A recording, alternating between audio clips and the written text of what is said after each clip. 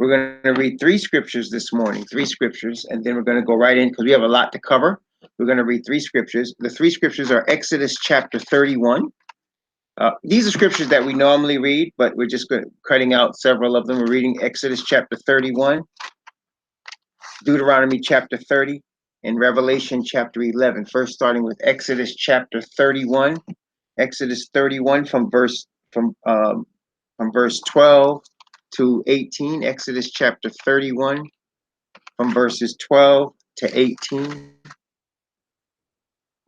And Yahweh spake unto Moses, saying, Speak thou also unto the children of Yashar'al, saying, Verily my Sabbaths ye shall keep, for it is a sign between me and you throughout your generations, that ye may know that I am Yahweh that doth sanctify you. Ye shall keep the Sabbath therefore, for it is holy unto you. Every one that defileth it shall surely be put to death. For whosoever doth any work therein, that soul shall be cut off from among his people. 6 days may work be done, but in the seventh is the Sabbath of rest, holy to Yahweh. Whosoever doth any work in the Sabbath day, he shall surely be put to death. Wherefore the children of Yashar'al shall keep the Sabbath, to observe the Sabbath throughout their generation for perpetual covenant.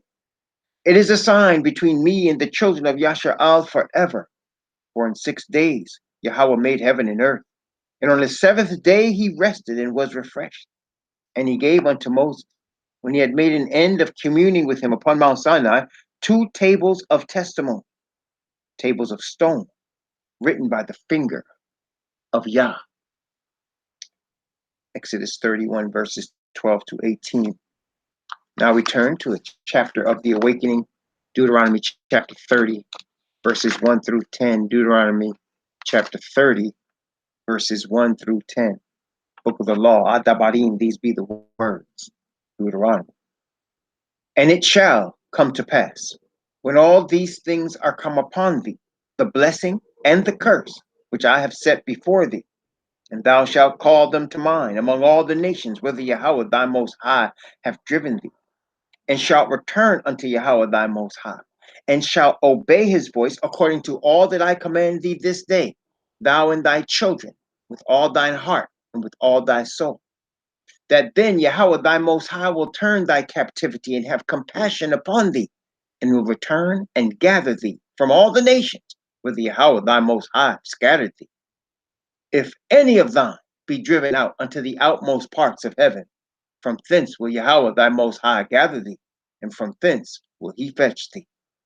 And Yahweh thy most high will bring thee into the land which thy fathers possessed, and thou shalt possess it. And he will do thee good and multiply thee above thy fathers.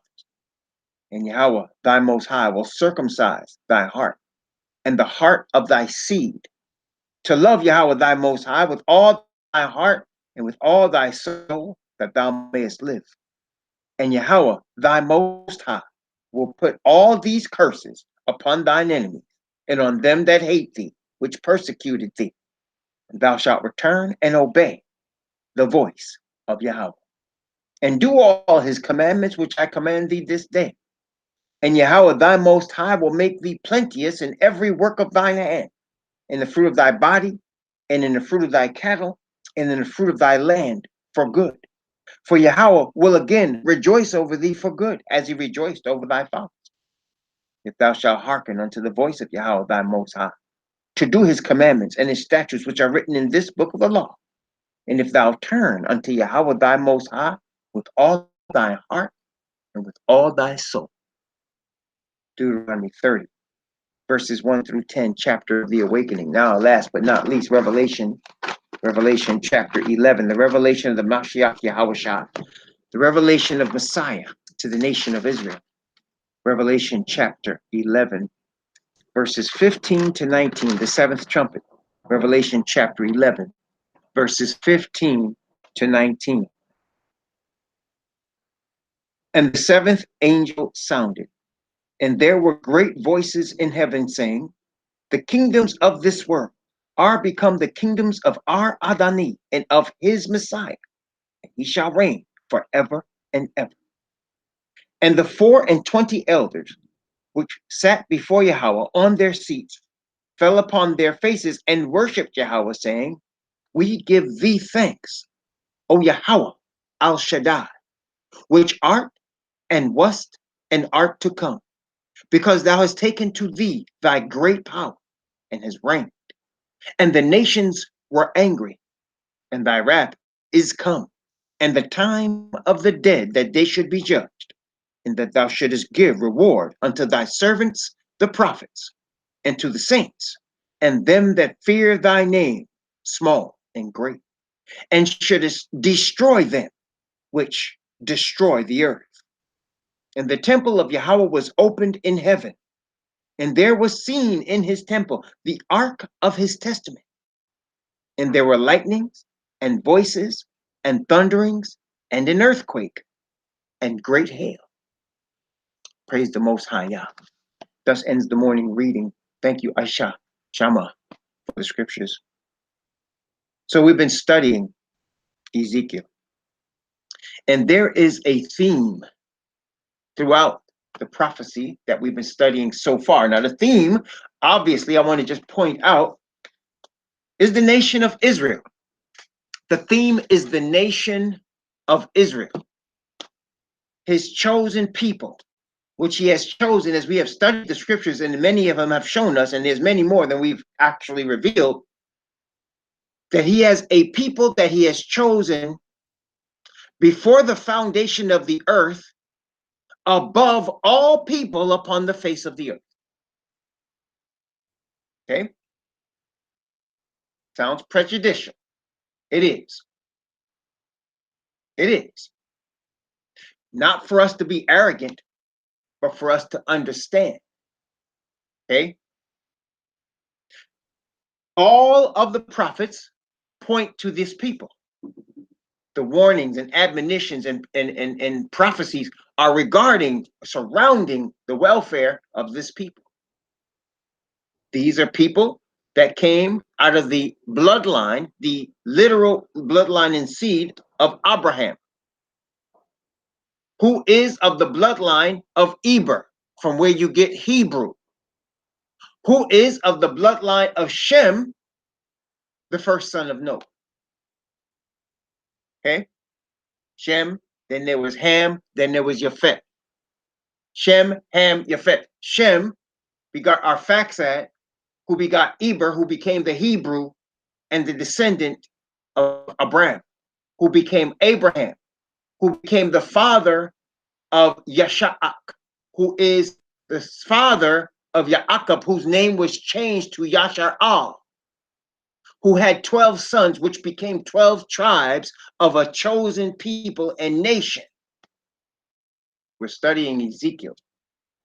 Ezekiel was a descendant of the tribe of Lewi, a tribe that was chosen as the priesthood of the nation, out of whom came Moses and Aaron. Ezekiel was chosen as a prophet to deliver a message to this chosen people, a message of warning, a message of prophecy, both of good and of bad. Today we're studying chapter 8, and I have been led by the Spirit of our Father, I believe. Those who are seeking the Father will be able to bear witness as to whether I'm telling the truth or not. I have been led of the Spirit of the Father, I believe, to entitle this teaching with one word, and that word is exposed. Exposed. Did you hear what I said? Exposed. Let's talk about the term and the meaning and understanding of exposed. Let's start first of all with our father, the father of all humans, Adam. Adam is where we get the name that became humans or mankind. Everybody is really Adam, because everybody starts with Adam. Adam was created in the image of the Messiah. You thought I was going to say the Father. Yes, he is created in the image of the Father, no doubt. But that happened through the Messiah. And the Messiah is also in the image of the Father. Messiah is not the Father, but he's in the image of the Father. Okay? So Messiah being in the image of the Father, through him, the Father created Adam, who is in the image also of the Father and Messiah. As a matter of fact, as we are being born again in the spirit of the Father, all of us are going to be brethren to Messiah, because he is the firstborn among many brethren. Praise the Most High.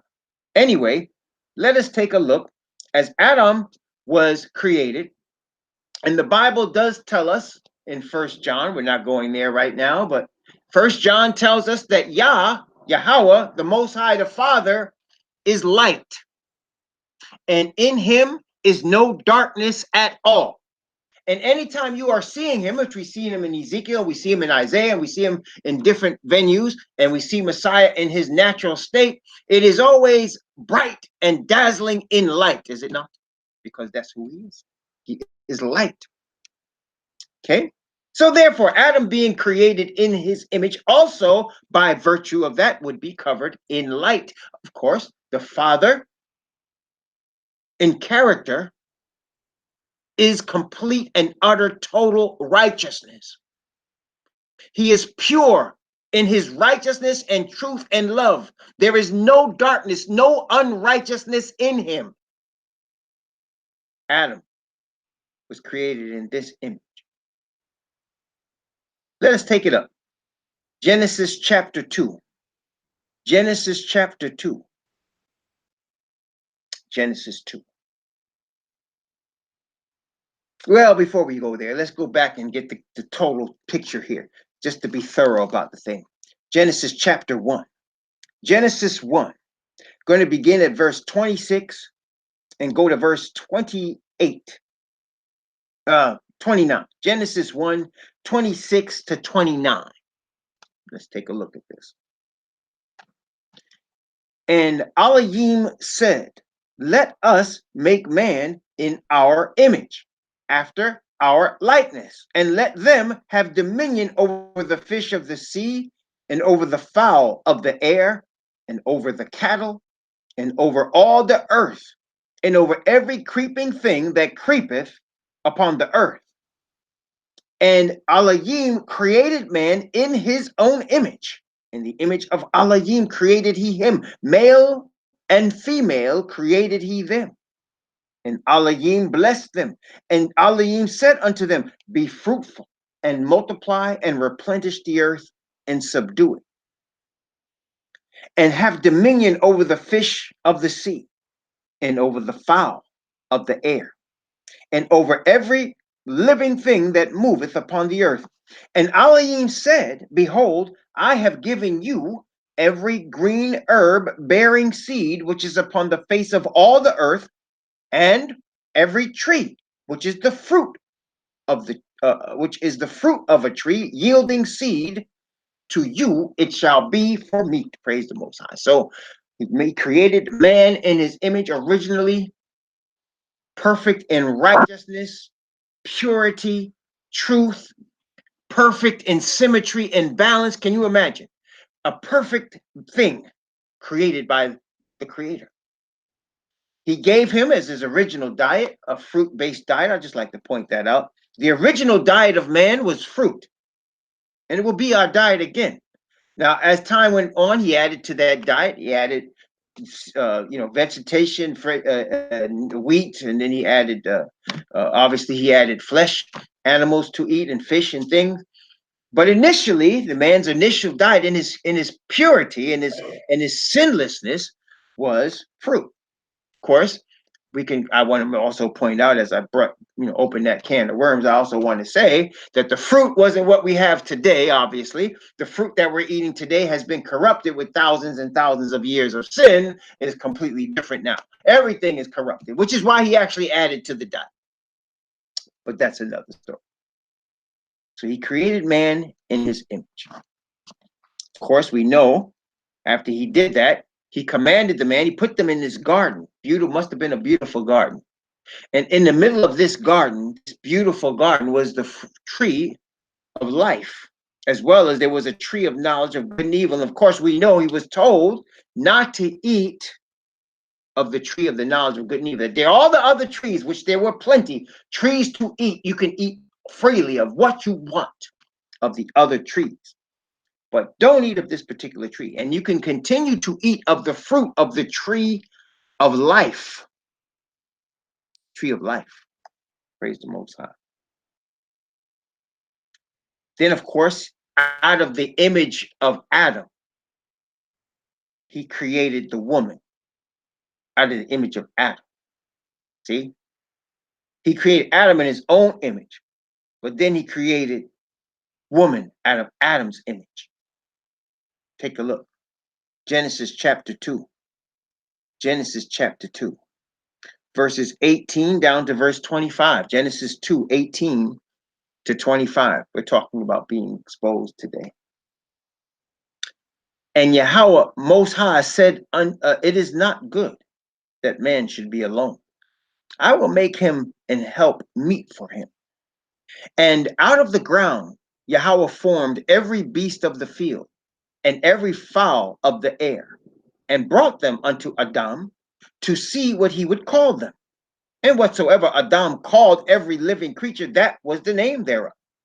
And Adam gave names to all cattle, and to the fowl of the air, and to every beast of the field.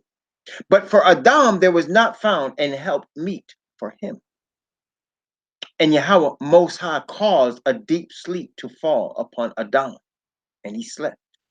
And he took one of his ribs, and closed up the flesh instead thereof. And the rib which Yahweh Most High had taken from man, made he a woman, and brought her unto the man. And Adam said, this is now bone of my bones, and flesh of my flesh. She shall be called woman, because she was taken out of man. Therefore shall a man leave his father and his mother, and shall cleave unto his wife, and they shall be one flesh. And they were both naked, the man and his wife, and were not ashamed. I also want to point this out. If you notice in verse 23, who was it that named this creation woman? And actually, the actual name is translated Isha. He named her Isha.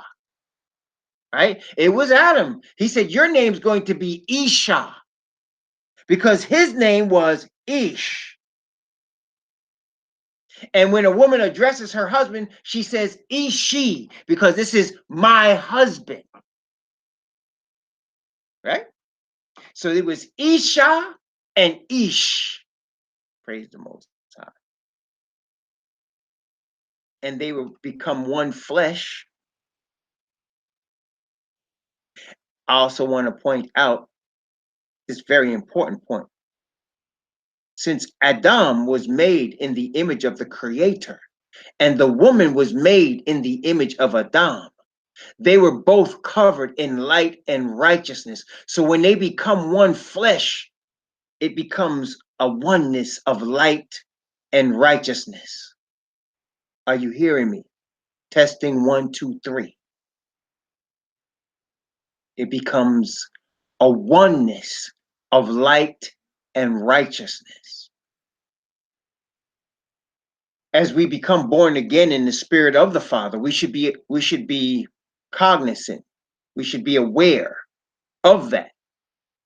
Because if we become born again in the spirit of the Father through the Messiah, whoever we're going to be with is going to become one with us. And we want the oneness to be of light and righteousness. Praise the Most High. Let us continue. So they were naked, but they were not ashamed. Why were they naked but not ashamed? Their mind was pure. Their bodies were pure. They were covered in light.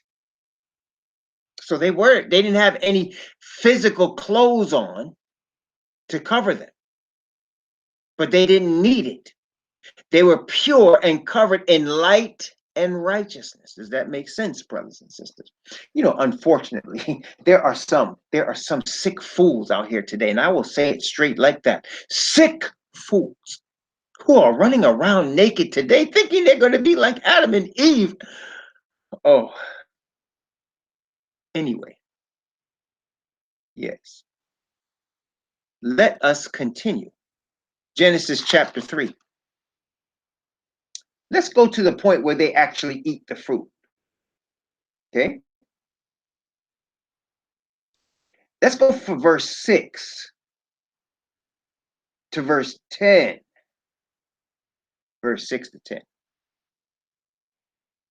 And when the woman saw that the tree was good for food, and that it was pleasant to the eyes, and the tree to be desired to make one wise, she took of the fruit thereof, and did eat, and gave also unto her husband with her, and he did eat.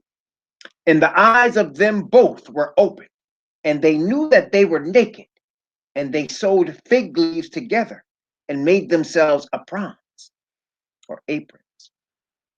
And they heard the voice of Yahweh Most High, walking in the garden in the cool of the day. And Adam and his wife hid themselves from the presence of Yahweh Most High amongst the trees of the garden.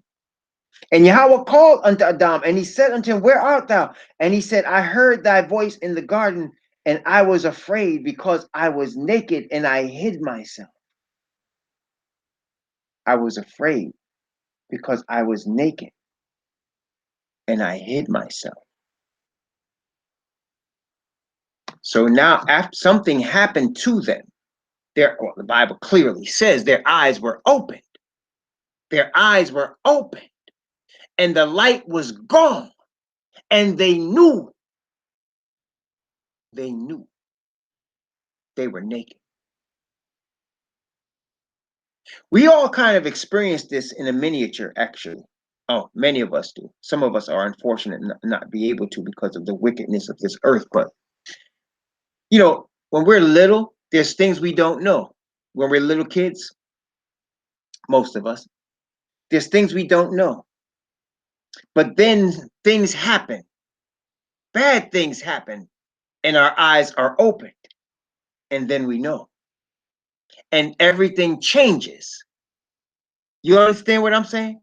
So at first, you are little, 2, 3, 4, 5, 6. You don't know. There's things you don't know. There's things you might even see that you don't even understand because you just don't know. But then one day something happens and your eyes are opened and you know. And from that day, everything changes, and not for the better. That happened to Adam. And he was exposed. He was exposed. And he tried to cover himself and hide his sin.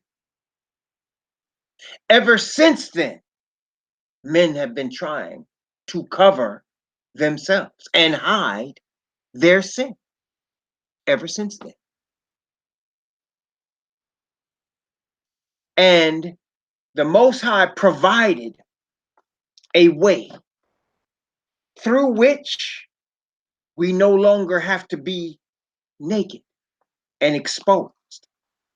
He provided a way for which our sin can be forgiven and our nakedness can be covered. Well, first, on the practical level, we know that he provided skins for Adam and Eve to wear in Genesis chapter 3. Genesis chapter 3,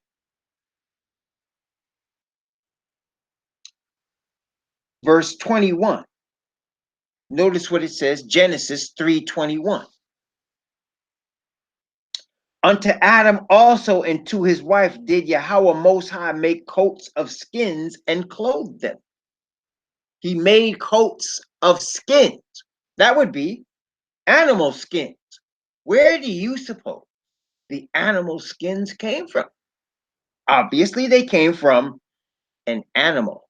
Therefore, an animal had to be put to death for Adam and Eve to be clothed. Are you following me so far? An animal had to be put to death for Adam and Eve to be clothed because of their sin. Therefore, obviously, the Creator is illustrating to them as well as to us. Someone would have to die for our nakedness to be clothed, for us to be covered from our exposure. Initially, in a practical level, they were covered with animal skins. And since then, ever since then, all of us need covering to be clothed.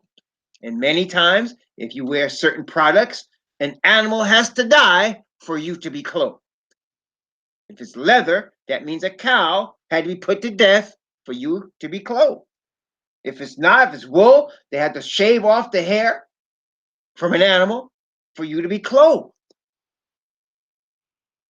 So then the Most High created a way in which his son, Messiah, Yahushua, would pay a penalty whereby his people can be covered, not just physically, but spiritually, even more so.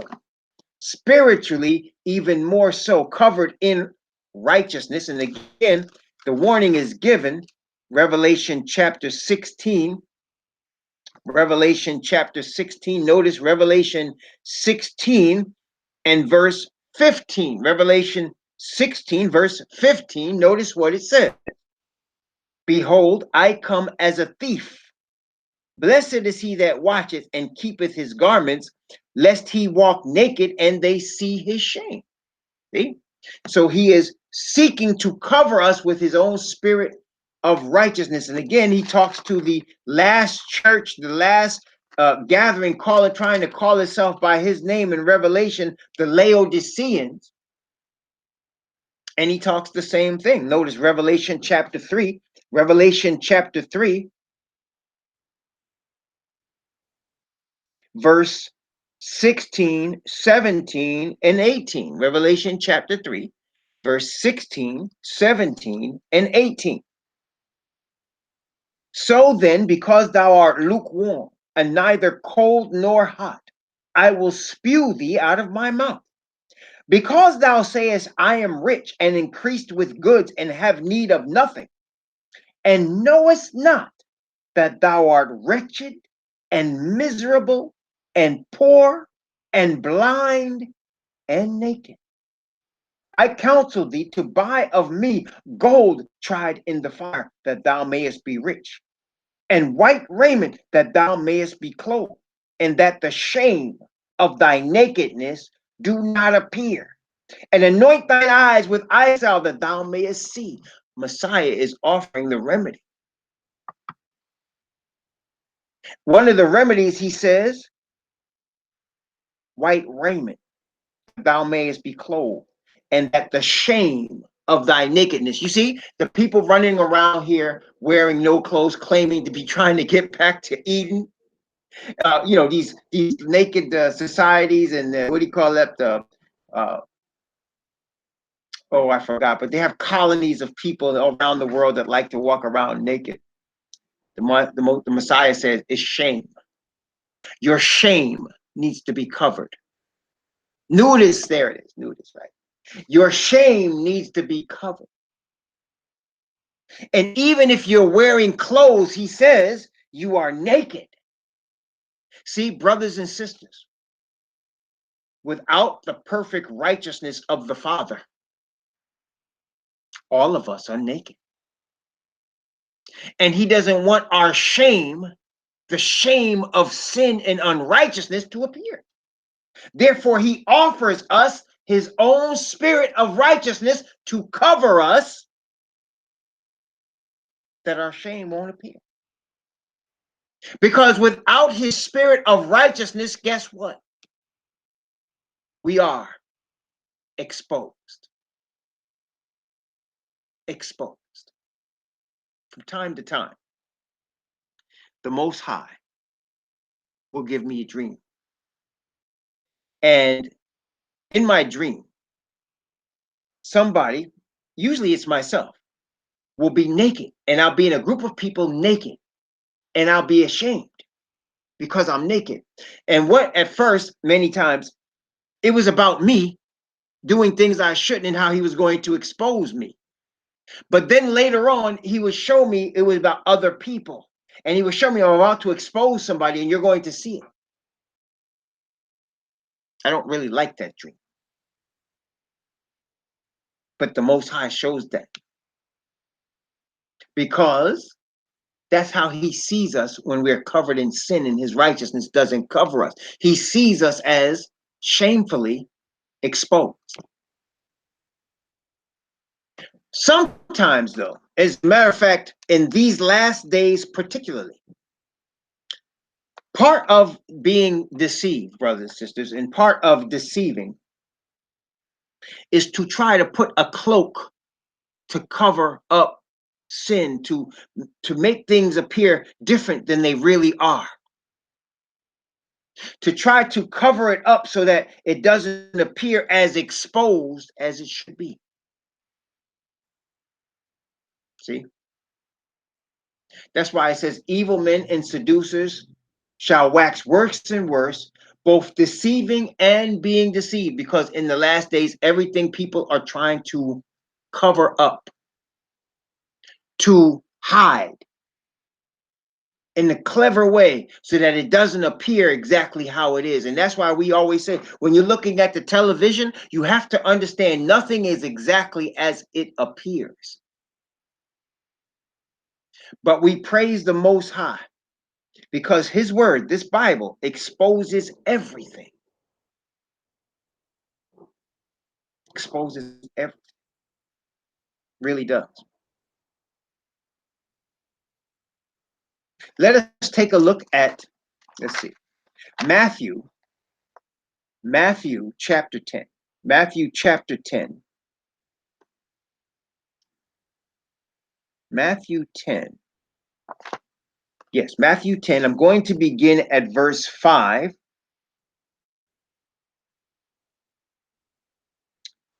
And I'm going to go from verse 5 all the way to verse 27. Yeah. Matthew 10, 5 to 27. Notice what it says here. These 12 Yahushua sent forth and commanded them, saying, go not into the way of the Gentiles, and into any city of the Samaritans enter ye not, but go rather to the lost sheep of the house of Yashar'al. And as ye go, preach, saying, the kingdom of heaven is at hand. Heal the sick, cleanse the lepers, raise the dead, cast out devils. Freely ye have received, freely give. Provide neither gold nor silver nor brass in your purses, nor scrip for your journey, neither two coats, neither shoes, nor yet staves, for the workman is worthy of his meat. And into whatsoever city or town ye shall enter, inquire who in it is worthy, and there abide till ye go thence. And when ye come into a house, salute it. And if the house be worthy, let your peace come upon it. But if it be not worthy, let your peace return to you. And whosoever shall not receive you, nor hear your words, when ye depart out of that house or city, shake off the dust of your feet. Verily I say unto you, it shall be more tolerable for the land of Sodom and Gomorrah in the day of judgment than for that city. Behold, I send you forth as sheep in the midst of wolves. Be ye therefore wise as serpents and harmless as doves. But beware of men, for they will deliver you up to the councils. They will scourge you in their synagogues. And ye shall be brought before governors and kings for my sake, for a testimony against them and the Gentiles. But when they deliver you up, take no thought how or what ye shall speak. For it shall be given you in that same hour what ye shall speak. For it is not ye that speak, but the Spirit of your Father, which speaketh in you. And the brother shall deliver up the brother to death, and the father the child, and the children shall rise up against their parents, and cause them to be put to death. Ye shall be hated of all men for my name's sake, but he that endureth to the end shall be saved. But when they persecute you in this city, flee ye into another. For verily I say unto you, ye shall not have gone over the city of Yasha'al till the Son of Man be come. The disciple is not above his master, nor the servant above his Lord. It is enough for the disciple to be as his master, and the servant as his Lord. If they have called the master of the house Beelzebub, how much more shall they call them of his household? Fear them not, therefore, for there is nothing covered that shall not be revealed, and hid that shall not be known. What I tell you in darkness, that speak in light, and what ye hear in the ear, that preach ye upon the housetops. This is powerful. And you notice, of course, he sent his disciples to where? Not to the Gentiles, not to the Samaritans. Where did the Messiah, as he walked this earth, where did he send his disciples? He sent them to the lost sheep of the house of Yisrael, Yasha'al. And he told them, don't even take no money, don't take nothing with you, just go with the word. He also obviously gave them power. He gave them power because he said, you have received, so give. So he gave them power to raise the dead, to cleanse lepers, to heal the sick, to preach. He gave them power to do all of these things. And they were sent forth to do it among the Israelites. And he told them, don't fear. And he said, talking about the Israelites, he said, they're gonna bring you in their synagogues and they're gonna hurt you, they're gonna scourge you. See, the hardest people is gonna be us. And he said, he that endures to the end. And he said, you're going to give a testimony, you're going to be a witness to them as well as to the Gentiles. And he said, whatever is in darkness, speak in the light. And he said, there's going to be nothing covered, nothing hidden that's not going to be revealed. Exposed. Exposed. Let's look at Luke chapter 12. Luke chapter 12. And let's look at Luke 12, beginning at verse 1, and go down to verse 5. 1 to 5. In the meantime, when there were gathered together an innumerable multitude of people, insomuch that they trode one upon another, he began to say unto his disciples, first of all, beware of the leaven of the Pharisees, which is hypocrisy. For there is nothing covered that shall not be revealed, neither hid that shall not be known. Therefore, whatsoever ye have spoken in darkness shall be heard in the light, and that which ye have spoken in the ear in closets shall be proclaimed upon housetops. And I say unto you, my friends, be not afraid of them that kill the body, and after that have no more that they can do. But I forewarn you, whom ye shall fear. Fear him which after he hath killed hath power to cast into hell. Yea, I say unto you, fear him. Oh yeah. Brothers and sisters, Asatan, very few people have actually seen Asatan. Oh, he has shown himself to some people, but very few people have seen him. Why? Because as long as he is cloaked in darkness, he is not exposed. You understand?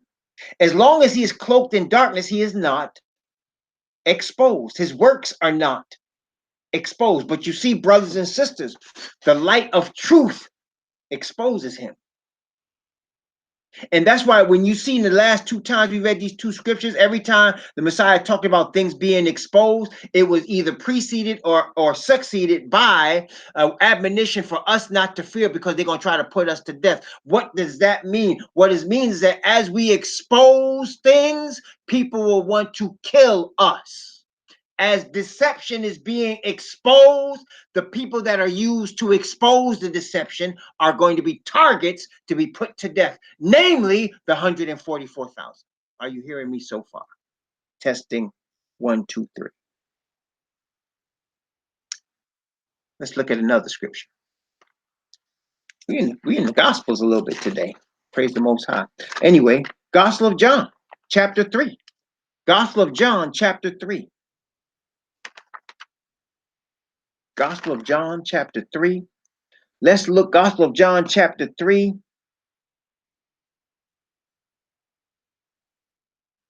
I'm going to read from verse 16 down to verse 21.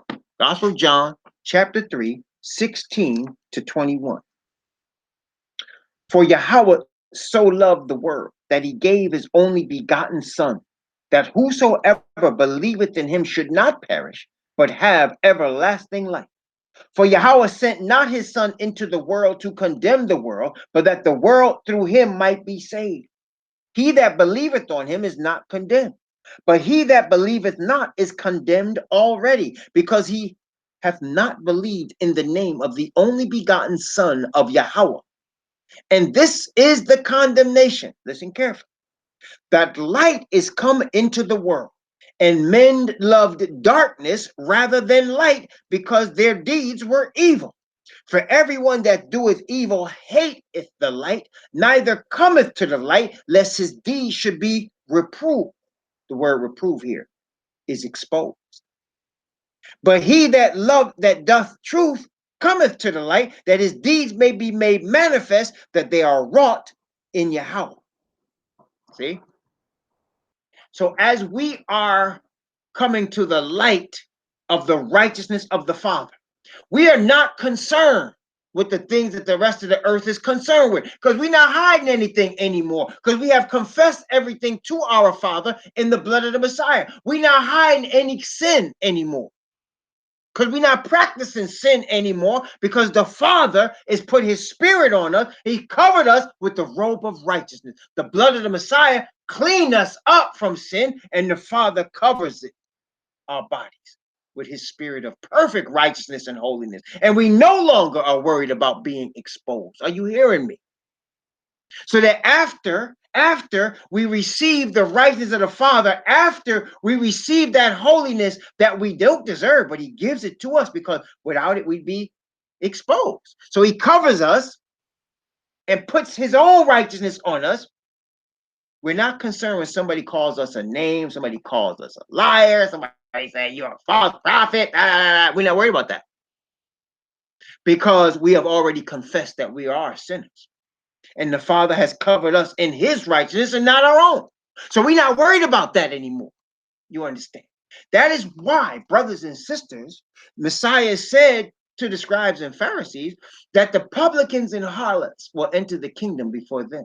See, because the publicans and harlots are what they are. I mean, obviously, if a woman is selling her body on the street, everybody knows she's a hoe. So when she comes clean, she ain't got nothing to hide no more.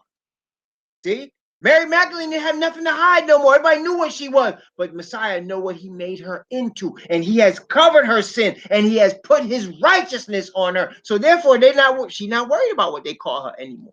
She's not worried about what she used to be anymore. Because she knows now that she's right with the Father. That's why we're called Yasher Al. Changed his name from Yaakov to Yasher Al. Yasher Al. Yasher Al means Yashar, to be right with. Al, short for Allah, the Most High. You are right with the Most High. That's why you're called Yasher Al, who they call Israel. Yasher Al, right with the Most High. And when you, through the Messiah, become right with the Most High, you're not concerned with your past anymore. See, brothers and sisters, that's why the more we know of the true gospel of righteousness of the Father and how it covers our sin, and he doesn't no longer see sin, he sees righteousness. When you start believing that and you start receiving that, you start overcoming your past. Because what the devil tries to do is put your past in your face and make your past your future. Isn't that what he does? He tries to make your past your future, because he keeps putting it in your face and you keep living it, and therefore you never go forward. That's what his design is. He wants that. The devil wants that. He wants to put your past in front of you so that it becomes your future. See, that's how he does it. He puts it in front of you, so you keep looking at it. You keep looking at your past. It's in front of you. But when the Messiah comes and covers it, now you look at your past as what you overcame. Praise the Most High. It becomes like, wow, I made it. And he has cleansed me now. And now you can look forward to what he's got for you. And he can talk to you more clearly because you're not hung up on the past. He clothes you so you're not naked anymore. Now you can come to his light because now everything is clean. Not because you made yourself clean, but because he made you clean. He cleansed you with water of the word. He washed you. You got baptized, right? The blood of the Messiah took your sin away, right? And now he's clothed you with a coat of righteousness. Praise the Most High. And he's going to cause you to grow up into it. You're going on the right path now. So the past is gone. And you're looking forward to what you got coming because of that righteousness which he gave you by his grace. Again, this is not, this is not bragging. This is really a realization of what actually is happening with the true gospel. Power of Yahweh unto salvation, for therein is the righteousness Yahweh revealed. Because the true gospel gives glory to the Father. Let me say that again. The true gospel, see, this so-called good news that the Christians trying to put out and they can't do it, that is supposed to give glory to the Father.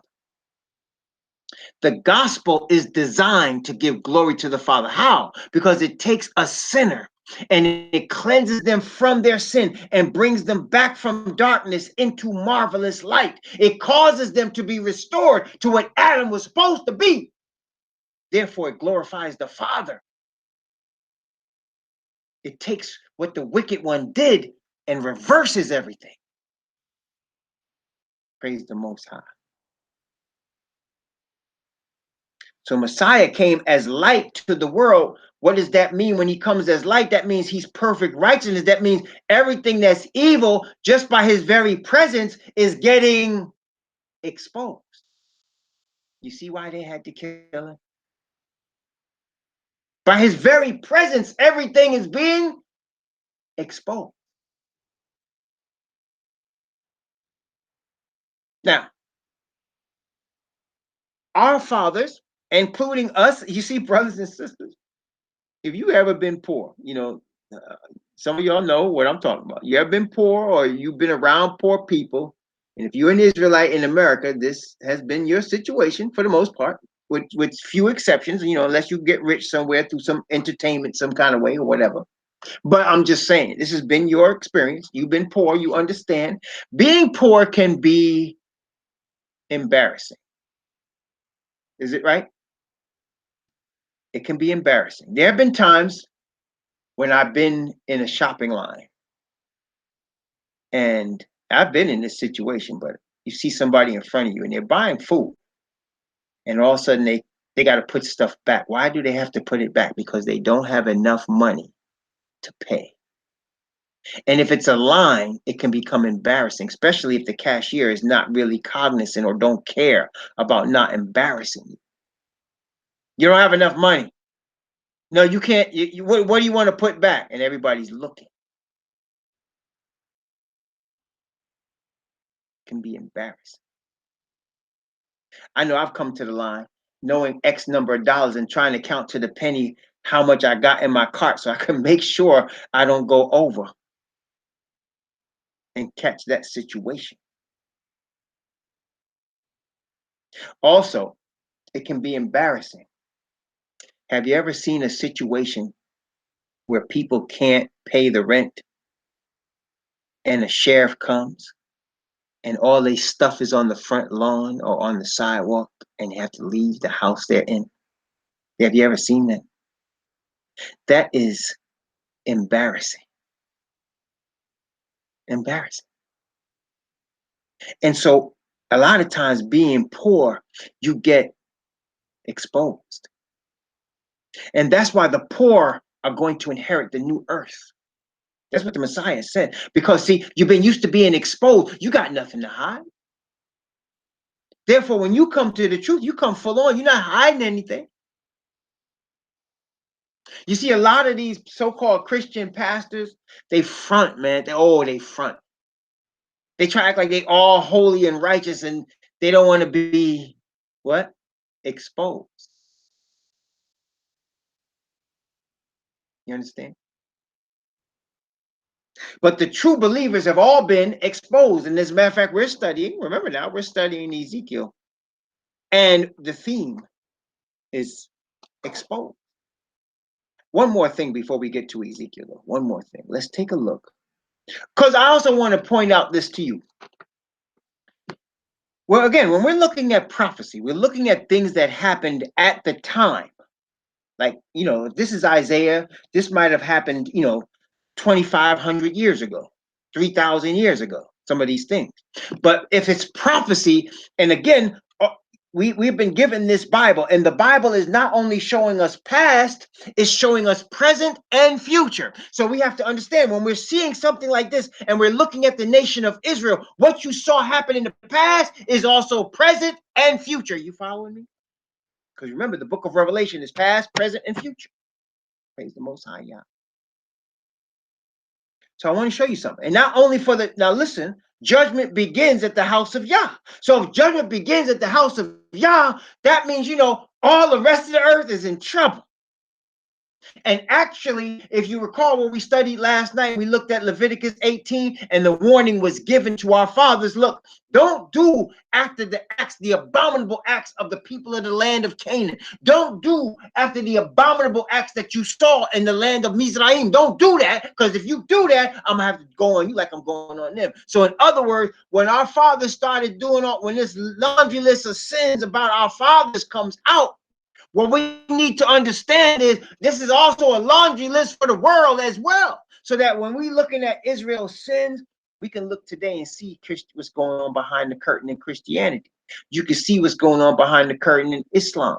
You can see what's going on behind the curtain in Buddhism, Hinduism, Taoism. You can see what's going on behind the curtain in Judaism. You can see what's going on because it's the same thing. It's all been exposed already. See, we don't have to go catching somebody in the act of molesting a child to understand that they're doing those things. We don't have to catch somebody in the act of committing adultery to understand they're doing those things, because the Bible's already exposed it. You see what I'm saying? The Bible's already exposed. And the Messiah has already warned the people. Look, come to me now that you can get that, you can catch, put some clothes on. Come to me that I'll open your eyes and you can see how things really are. Come to me and I'll give you true riches, true faith, true righteousness. Forget all of this Federal Reserve notes. Come to me and I can give you these things. The real deal, lest you be exposed.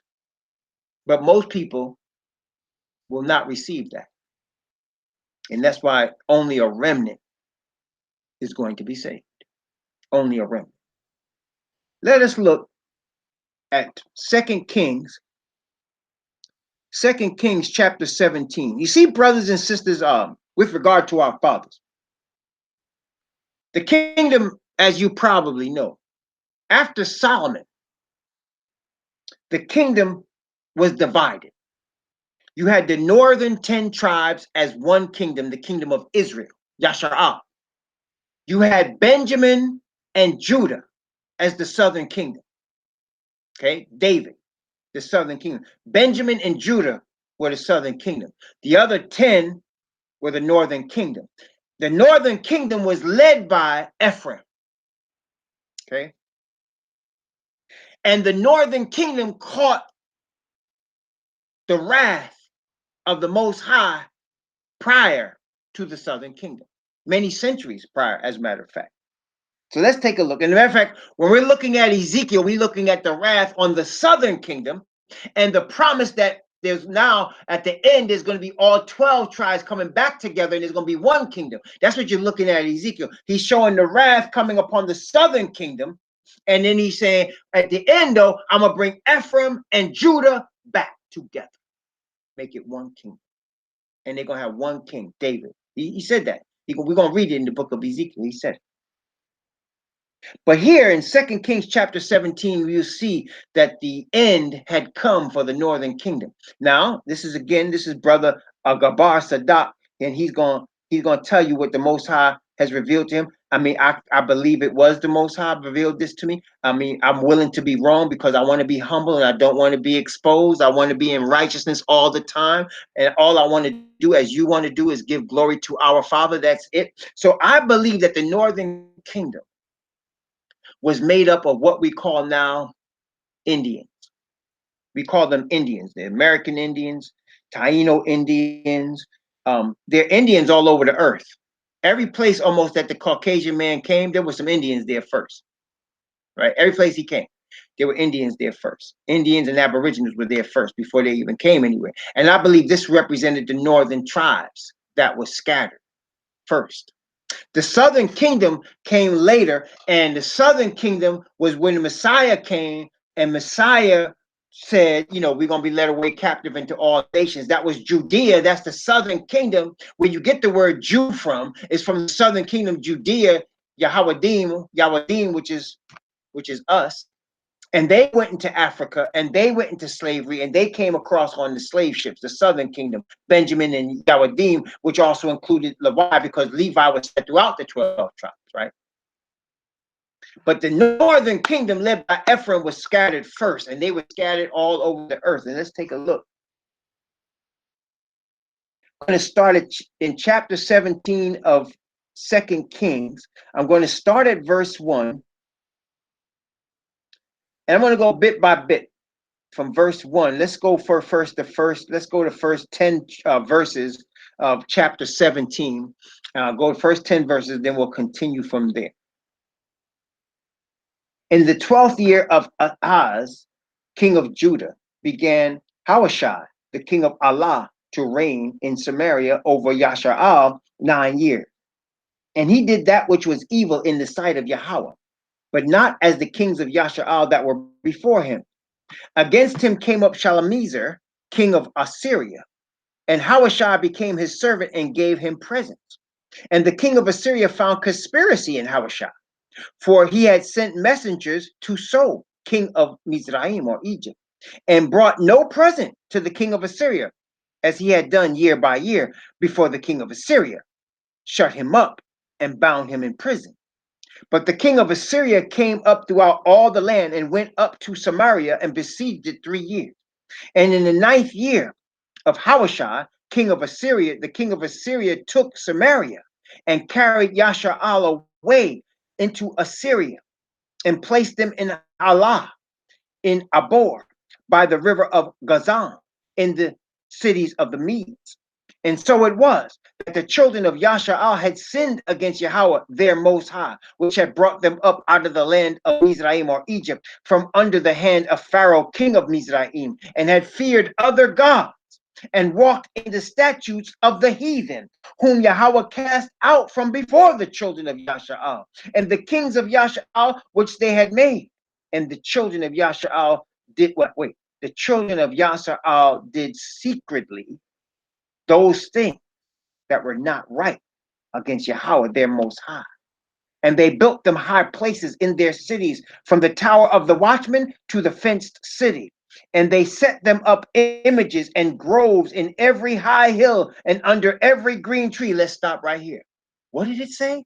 It said they did those things secretly. These were the leaders of the nation. They did secretly things that were not right. Secretly, they profaned the name of the Most High. See? But they were trying to do these things secretly by trying to act like they were still the chosen people. They were fronting. They were trying to act like they were still the chosen people. They were doing some things like the heathen secretly. Okay? From verse 11 down to verse 16. And there they burnt incense in all the high places, and as did the heathen whom Yahweh carried away before them, and wrought wicked things to provoke Yahweh to anger, for they served idols. Whereof Yahweh had said unto them, ye shall not do this thing. Yet Yahweh testified against Yasha'al and against Judah by all the prophets and by all the seers, saying, turn ye from your evil ways and keep my commandments and my statutes according to all the law which I commanded your fathers, which I sent to you by my servants the prophets. Notwithstanding, they would not hear, but hardened their necks like to the neck of their fathers that did not believe in Yahweh their Most High, and they rejected his statutes and his covenant that he made with their fathers, and his testimonies which he testified against them. And they followed vanity and became vain and went after the heathen that were round about them, concerning whom Yahweh had charged them that they should not do like them. And they left all the commandments of Yahweh their Most High, and made them molten images, even 2 calves, and made a grove, and worshipped all the host of heaven, and served Baal. You see, you start looking at heathen, you start studying them, you take your eyes off your father, off his commandments, you most of all lose his spirit. You become spiritually naked and you don't even realize you're naked, and you become exposed. You see, brothers and sisters, Adam and Eve did not realize they were naked when they were in righteousness, because it was their natural state. Their natural state when they were created was to be created and to live in perfect righteousness, perfect symmetry, perfect balance, perfect holiness, no sin. But after they sinned, you see, after they sinned, our state changed. The state of their children became a state of wickedness, a state of rebellion. Naturally, we rebel against the Most High. So when we start doing the wrong, we can be easily deceived in thinking that it's right. We can get so used to doing wrong, we forget it's wrong. You remember when David had Uriah the Hittite killed so he could steal his wife, right? And a whole year went by, and the brother acted like it was all good. It wasn't until Nathan came a year later and gave him the story of the man that stole the sheep of the other man. And when David heard the story, he rose up and said, where's this man? I'm going to kill him. He shouldn't have did that. He should have shown pity. And then Nathan turned to him and said, you're the man. You're the man. See, he had gotten so used to living in his sin, he forgot it was sin. And what happened to our fathers? They got so used to copying the heathen. They left the spirit of the father. They got used to it, and they thought, oh, the father's still with us. See, the temple's still there. Father's still with us. We still his chosen people. We the bloodline of Abraham. And he said, I got another thought for you. Verse 17, from verse 17 down to verse 23, and we'll stop there and go from there. From verse 17 down to verse 23. And they caused their sons and their daughters to pass through the fire, and used divination and enchantments, and sold themselves to do evil in the sight of Yahweh, to provoke him to anger. Therefore Yahweh was very angry with Yasha'al, and removed them out of his sight. And there was none left but the tribe of Judah only. And Judah kept not the commandments of Yahweh, their Most High, but walked in the statutes of Yasha'al, which they made. And Yahweh rejected all the seed of Yasha'al, and afflicted them, and delivered them into the hand of spoilers, until he had cast them out of his sight. And he rent Yasha'al from the house of David, and they made Jeroboam the son of Nebat king. And Jeroboam drove Yasha'al from following Yahweh, and made them sin, a great sin. For the children of Yasha'al walked in all the sins of Jeroboam which he did, and they departed not from them, until Yahweh removed Yasha'al out of his sight, as he had said by all his servants the prophets. So was Yasha'al carried away out of their own land to Assyria unto this day. There it was. So the 10 northern tribes were scattered. They were exposed. They were unrepentant. It's a bad combination, but they usually go together. Unrepentance and deception. Not, you know what I'm saying? It's a bad combination, brothers and sisters. Bad combination. So our fathers were exposed. And he exposed them, and he had them go away in chains to slavery. He had them lose their land. He had some of them starve. He had them eating their own children. He had disease and animals coming at them. He showed no mercy. He was exposing them. But he did that because he loved them, and they're still his chosen people. And he prophesied how we were going to awaken and come back, because he said he's going to bless the seed of Abraham forever. And so therefore we know we're going to come back. But you see how we had to be exposed? And the house of Yah was where this judgment came first. You see? Praise the Most High. So here we're going to come back. We're going to take a break. We're going to come back now and go right into Ezekiel 8. And we're going to see the various ways they were trying to hide their sins and how he was going to expose them. Again, let's take a break. We'll stop here and we'll come right back and start Ezekiel chapter 8.